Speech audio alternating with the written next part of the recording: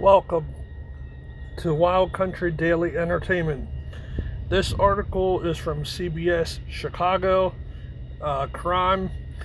They found 8 bodies with a note in narco trafficking hotspot in Ecuador, allegedly. So, let's listen to this article. Let's listen to this small clip here and see what they're saying.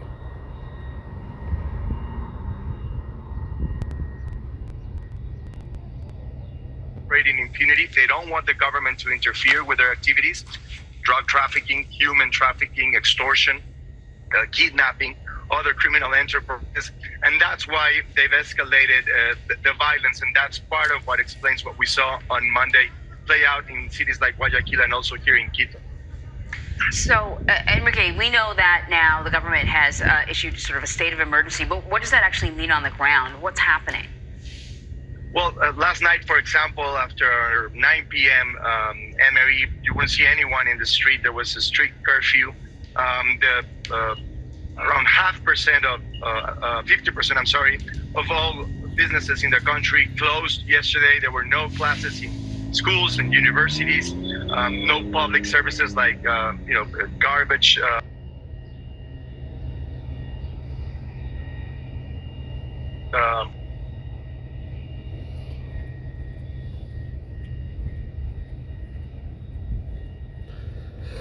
Okay, CBS News Chicago says 8 bodies have been found in plastic bags in a southwestern narco trafficking hotspot where 8 people went missing allegedly on Sunday, Ecuadorian police said Wednesday.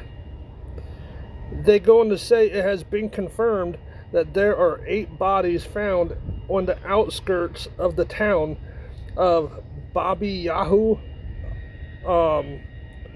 Galo Manuz, the area's police chief told reporters.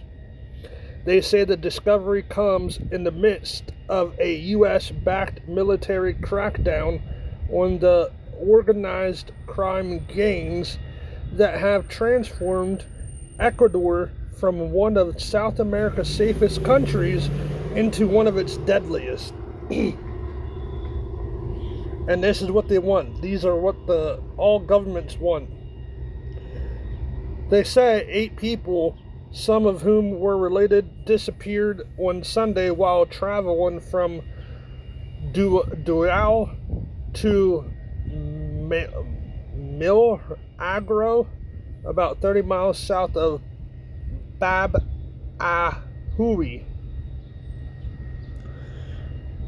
Interior Minister John Rainberg said a note found at the scene suggested the victims, who had yet to be identified, were targeted by the Los Lobos gang as part of its war with the rival Los Chanros outfit. Los Lobos, the Wolves, and Los Choneros, after the city of Chon, are among Ecuador's main drug trafficking and extortion gangs.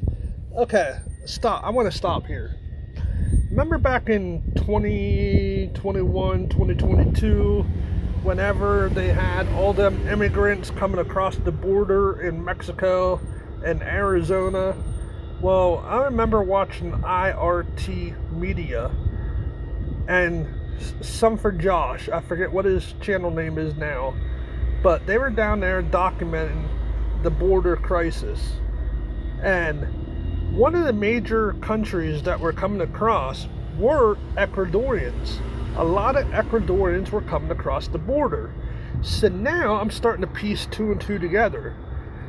They knew back then that something like this was going to happen. And that's why they started shipping some of the immigrants from Ecuador over here, because they knew it was going to get out of hand. They knew it was going to turn deadly. They knew they had a plan for this. I guarantee you they had a plan for this. And that's why they did all these crossings, because Every country, if you notice, every country is having problems now. They planned this for whenever they wanted to kick it off. I don't know if that makes sense or not, but maybe you can correct me. Maybe I'm wrong, but that's the picture I'm looking at. They say Mendoza Freire, the state prosecutor in Milagro, said 2 of the people reported missing were minors, and according to their families, they were farmers from Dual, a rice-growing region. They say Ecuador serves as a gateway to international markets for 70% of the cocaine from neighboring Colombia and Peru. That's another thing. Peru, they were coming across the border. The world's leading producers of the drug. They go on to say the fight for control of the drug trade has led to an explosion of violence, particularly around the port cities of Guayaquil